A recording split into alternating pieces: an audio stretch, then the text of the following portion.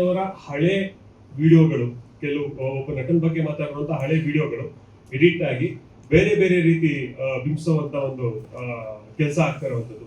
ನಾವು ಅಂದ್ರೆ ಯಾವಾಗ ಈಗ ಕೂತ್ಕೊಂಡು ಪೇಜ್ ಓಪನ್ ಮಾಡಿದ್ರು ಸ್ಕ್ರೋಲ್ ಮಾಡ್ತಾ ಇದ್ರೆ ಅದೊಂದು ವಿಡಿಯೋ ಬರುತ್ತೆ. ಧನಂಜಯ್ ಅವರು ಹಳೆ ವಿಡಿಯೋಗಳು ಏನು ಮಾತಾಡುವಂತದ್ದಿತ್ತು, ಅದು ಬೇರೆ ರೀತಿ ಬಿಂಬಿಸ್ತಾ ಇರುವಂತದ್ದು. ಸೊ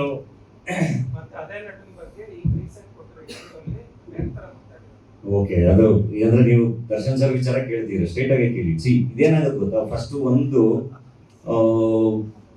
ಯಾವಾಗಲೂ ಈಗ ಸುದೀಪ್ ಸರ್ ಒಂದ್ಸರಿ ಅದನ್ನ ಹೇಳಿದ್ರು. ಆಕ್ಚುಲಿ ನೀವು ಹೋಗಿ ಎಲ್ಲ ಕಲಾವಿದ್ರೂ ನಿಮ್ಗೆ ಹಿಂಗಾಯ್ತಲ್ಲ ಏನ್ ಅನ್ಸುತ್ತೆ ಅಂದ್ರೆ, ಯಾವ ಕಲಾವಿದನು ಸಡನ್ ಆಗಿ ಏನೋ ಆನ್ಸರ್ ಮಾಡಕ್ ಗೊತ್ತಾಗಲ್ಲ ಒಂದು.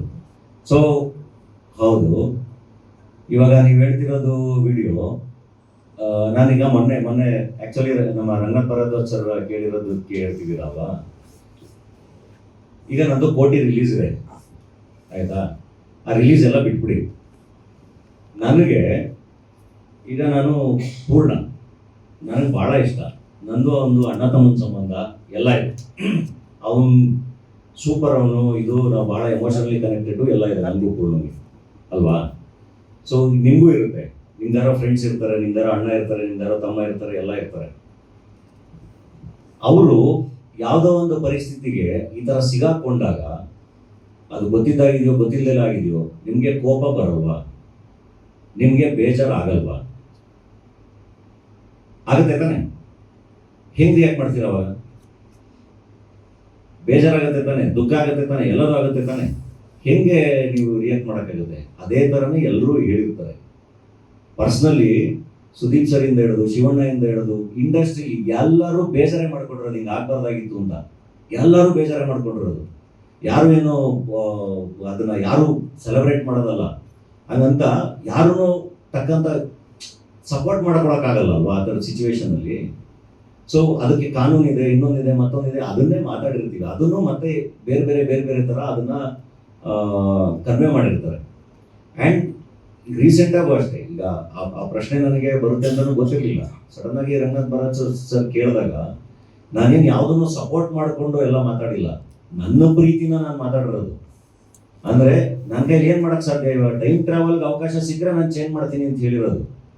ಅದು ಬಿಟ್ಬಿಟ್ಟು ನಾನು ಇವಾಗ್ಲೂ ನಾನು ಇದೇ ಹೇಳೋದು, ಅಂದರೆ ಅದೇನಾಗಿದೆ ಕಾನೂನಾತ್ಮಕವಾಗಿ ಏನಾಗಬೇಕು ಅದಾಗಿ ಅದರಿಂದ ಎಲ್ಲ ಚೆನ್ನಾಗಾಗಿ ಆಚೆ ಬಂದು ಅದು ಖುಷಿನೇ ಆಯಿತು. ಅದಕ್ಕೆ ಅಂತಲೇ ಒಂದು ಸಿಸ್ಟಮ್ ಇದೆಯಲ್ಲ, ಅದನ್ನು ದಾಟ್ಕೊಂಡೇ ಬರ್ಬೇಕು ನಾವು ಯಾವುದೋ ಒಂದು ಸಿಚುವೇಶನಲ್ಲಿ ಸಿಗಾಕೊಂಡಾಗ.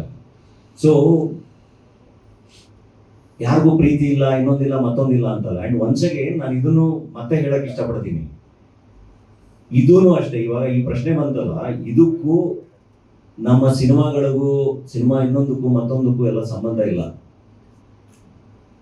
ಇಲ್ಲ. ಕೆಲಸಗಳಿಗೂ, ನಾವು ಮಾಡ್ತಿರೋ ಸಿನಿಮಾಗಳಿಗೂ ಇದಕ್ಕೂ ಸಂಬಂಧ ಇಲ್ಲ. ಅದನ್ನ ಮತ್ತೆ ಇಟ್ಕೊಂಡು ಇಲ್ಲ ಇವಾಗ ಏನೋ ಇವರು ಅಪೀಸ್ ಮಾಡಕ್ ಟ್ರೈ ಮಾಡ್ತಿದ್ದಾರೆ, ನೋ ಇಲ್ಲ.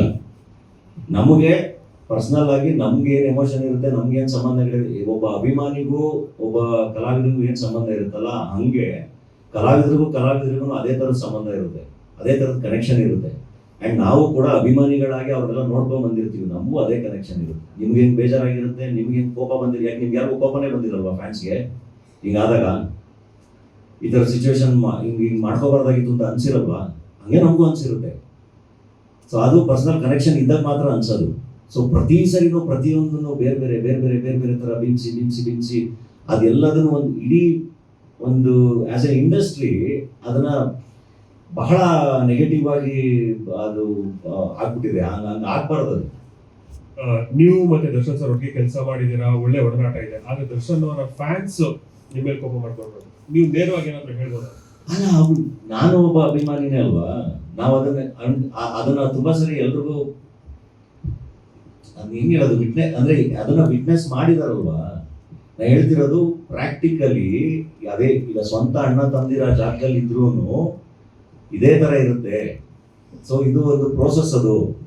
ಅದು ಕಾನೂನಾತ್ಮಕವಾಗಿ ಏನಾಗ್ಬೇಕು ಹಂಗೆ ಆಗ್ಬೇಕು. ಯಾರು ಏನು ಚೇಂಜ್ ಮಾಡೋಕ್ಕಾಗಲ್ಲ, ಯಾರು ಹೋಗಿ ಟಕ್ಕಂತ ಏನೋ ಬದಲಾವಣೆ ಮಾಡೋಕ್ಕಾಗಲ್ಲ ಅದು.